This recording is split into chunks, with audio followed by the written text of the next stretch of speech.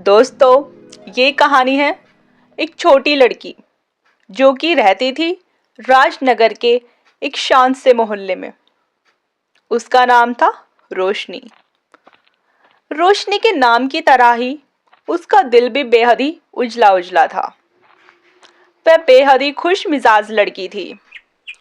उम्र उसकी महज 15-16 साल थी, लेकिन वह सोच के इतनी पक्की थी कि बड़े बड़े समझदार लोग भी उसके सामने फीके पड़ जाते थे। सभी लोग उसको दिल वाली रोशनी कहते थे, क्योंकि उसके पास एक ही चीज सबसे ज्यादा थी, वो थी उसकी नेकी। रोशनी हमेशा से यही सोचती थी कि नेक नियत और मंजिल आसान। रोशनी के पिता एक छोटे से स्कूल में अध्यापक थे और उसकी माँ सिलाई का काम करती थी।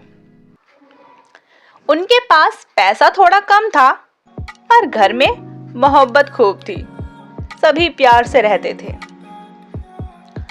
रोशनी बचपन से ही यह चीज सीख गई थी कि इंसान बड़े दिल से ही बड़ा होता है, पैसे से नहीं। हर सुबह रोशनी जब भी स्कूल जाती, राह पर निकलती और रास्ते में जहां भी किसी बुजुर्ग को सड़क पार करते देखती तो उनको सड़क पार करने में मदद कर देती थी। अगर कोई बच्चा प्यासा हो, भूखा हो तो उसको खाना खिला देती थी, या किसी जानवर को देखती तो उसको भी खाना खिला देती थी। वह बिना सोचे समझे सबकी मदद करती थी, बिना कुछ अच्छा बुरा जाने।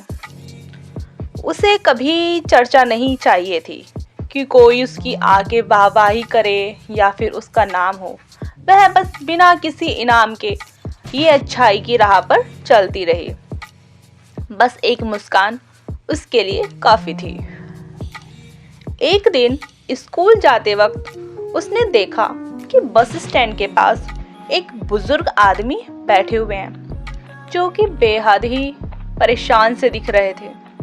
उनका चेहरा धूप से जल चुका था, उनके हाथ कांप रहे थे, क्योंकि वो बुजुर्ग आदमी बेहद ही गरीब और कमजोर लग रहे थे।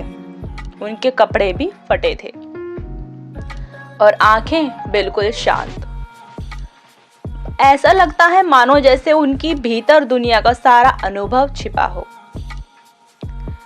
रोशनी इतना सब देखने के बाद आगे बढ़कर पूछती है, बाबा जी, आप ठीक हैं? पानी चाहिए आपको?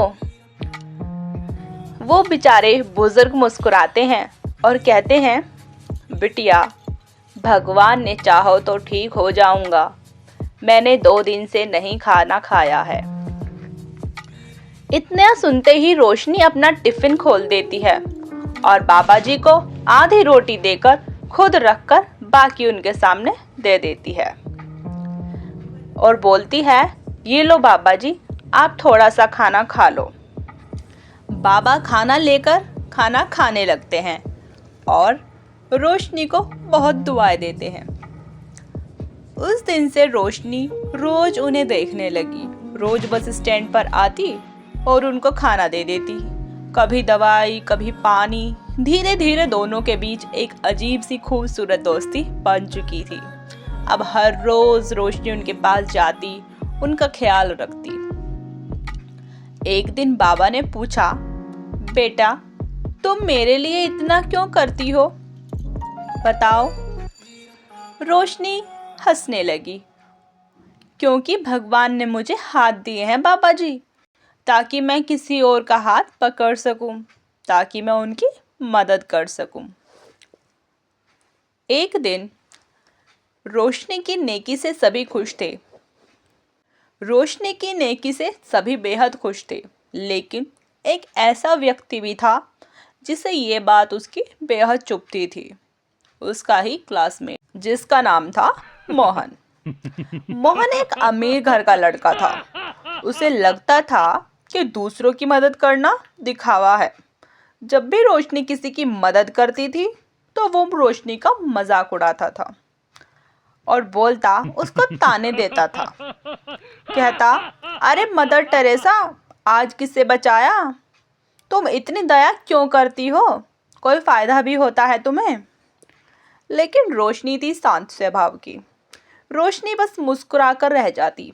उसे पता था कि हर इंसान को समझाने में समय लगता है। हर कोई एक जैसा नहीं होता।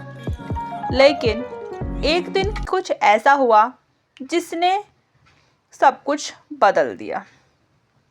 एक शाम स्कूल से लौटते हुए तेज बारिश हो रही थी और आंधी चल रही थी।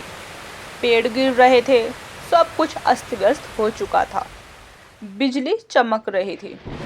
रोशनी ने सोचा कि बाबा जी तो बस स्टैंड पर अकेले होंगे, तो वो तुरंत वहाँ पहुँच जाती है। पर जैसे ही वो पहुँची, उसने देखा कि तूफान में एक पेड़ गिरने वाला है।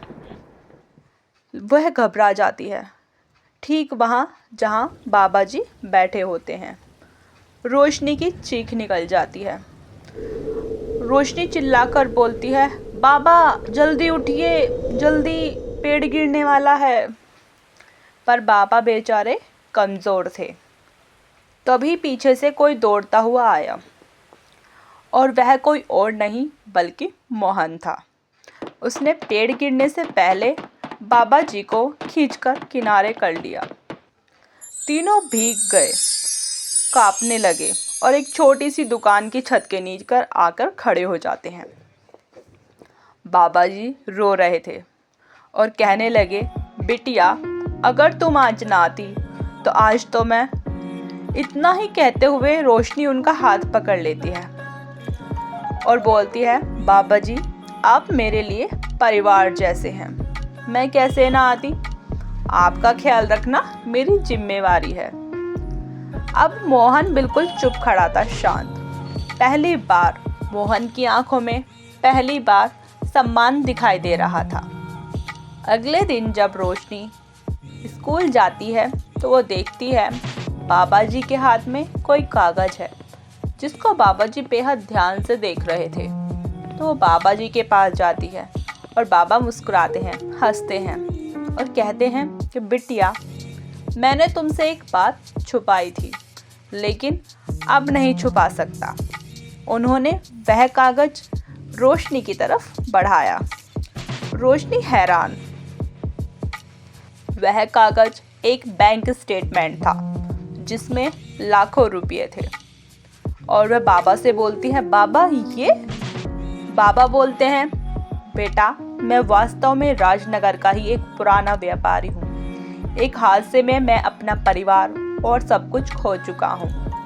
मैंने जानबूझकर ही फटे कपड़े पहने ताकि मैं लोगों की असली फितरत जान सकूं। बहुत कम ही लोग हैं जिन्होंने मेरी मदद की, लेकिन उन सब में सबसे ऊपर तुम हो। रोशनी के लिए ये सब एक चौंकाने वाली बात थी। बाबा ने आगे कहा, बेटा मैं चाहता हूँ कि तुम्हारा नाम का एक ट्रस्ट बने, रोशनी फाउंडेशन, जिसमें हजारों बच्चों और गरीबों को पढ़ाई और दवाई मिलेगी। ये तुम्हारी नेक दिली की राह आगे बढ़ाएगी। इतना सुनते ही रोशनी की आंखें भर आती हैं और कुछ समय बाद ट्रस्ट बनकर तैयार हो जाता है। मोहल्ले में बड़ा बदलाव आ जाता है। उन बच्चों को पढ़ाई मिलने लगी जो सालों से स्कूल नहीं जा पा रहे थे। बुजुर्गों के लिए दवाइयों का इंतज़ाम होने लगा। हर ज़रूरतमंद को बिना किसी भेदभाव के दवाई मिलने लगी। और सबसे अच्छी बात तो यह थी कि विकास, जो पहले खुद रोशनी का मजाक उड़ाता था, वह अब खुद बच्चों को पढ़ाता भी था, पढ़ाने लगा था। उसने रोशनी से कहा, तुमने मुझे सिखाया है कि अच्छाई में कितनी ताकत होती है। दुनिया को बदलने के लिए दिल बड़ा होना चाहिए। रोशनी मुस्कुराई। हम सब में अच्छाई होती है, बस जागने की देर होती है।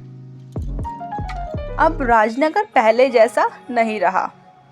वहाँ नेकी भी थी, एक दूसरे की मदद भी करने लगे।